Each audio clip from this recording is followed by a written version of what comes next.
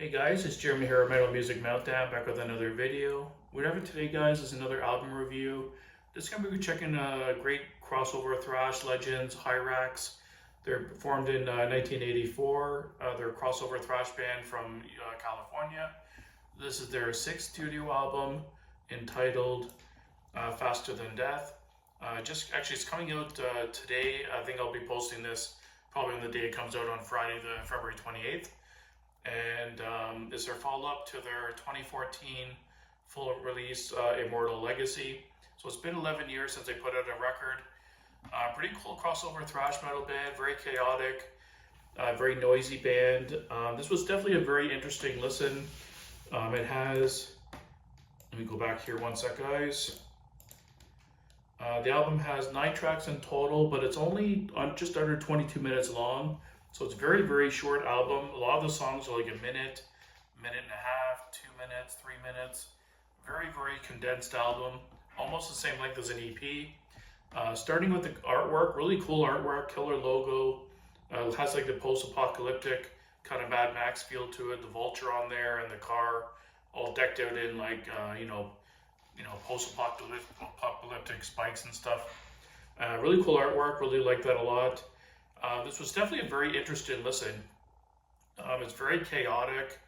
I didn't know what to think of it, to be honest with you. While I was listening to it, I'm like, wow, this kicks ass. It's heavy. It's relentless. It's aggressive all the way through.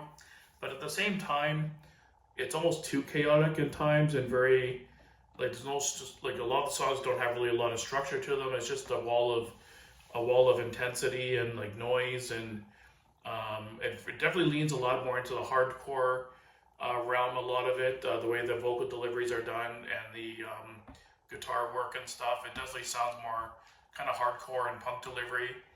There is some good thrashy riffs mixed in there from time to time, but generally it's very chaotic, very intense.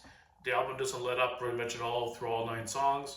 You put it on, you go through all the 9 songs, it beats you in the head like a guy with a brick in his hand for 20 minutes, and then you're done, and you kind of wonder what happened. Really cool stuff. Starting with the opener, Drill Into the Brain, 1 minute and 4 seconds long. Has this kind of nice little effect of a drilling noise at the beginning, nice little touch. And then it's just the relentless blast beats and guitar riffs, but very, very heavy, mixed very close together, very dense sounding, very aggressive and fast. And then the classic vocals on the band, of course, again, more of a hardcore kind of punk delivery. He kind of sounds reminiscent of what's his name from Overkill, Bobby Blitz. Not in cadence, but I hear that in times in his vocal delivery from time to time. Standout tracks for me, I would go with Drowned Bodies, The Revenant, and maybe the song Relentless.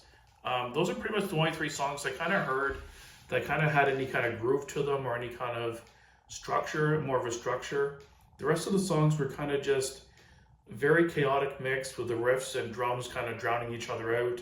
Very loud and noisy and chaotic. Still aggressive and heavy and really fun to listen to. It had my head banging the whole time. But at times I kind of wish some of the songs had more structure, a little bit longer in length, more developed, more layers, a little bit more dimensions. I found them to be kind of blending together, and songs would kind of stop abruptly and like, oh, what happened? It stops, and then the next one kicks in. So I just kind of wish songs were a little bit longer in length, a little bit more developed overall.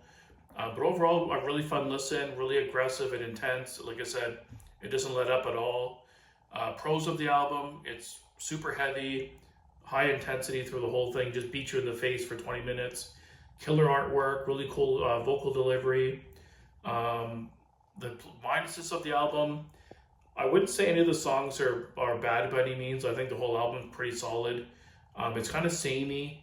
The songs kind of blend together, and the song's a little bit too short. I wish there was more material, and the songwriting was a little bit more layered and more developed. And then for the riffs, there's a couple good groovy riffs on a couple of the songs I mentioned, but overall there wasn't really like these really crazy melodic riffs that really stood out to me, or nothing I was really remembering after the song was over. So I couldn't really distinguish a lot of the songs from each other. I just can remember a couple had A little bit of a groove into them that kind of made me remember. But overall, a decent album, good crossover thrash album. I'm not saying it's bad by any means, but I just wish there was a little bit more to it, a little bit more dimension, and a little bit longer as well, more developed. But overall, pretty solid album. I'd give it like a 7.75 out of 10, maybe an 8. Really fun listen, pretty good stuff. Not my favorite thrash album of the year, but really solid stuff. So let me know down below, guys, what you thought of the new Hirax album. I'll probably still pick it up on a physical copy. I do enjoy these guys, but I just wish there was a little bit more to it, a little bit longer album, and a little bit more in their songwriting overall. But thanks for watching, guys. Let me know again down below what you thought of the album, and keep it metal.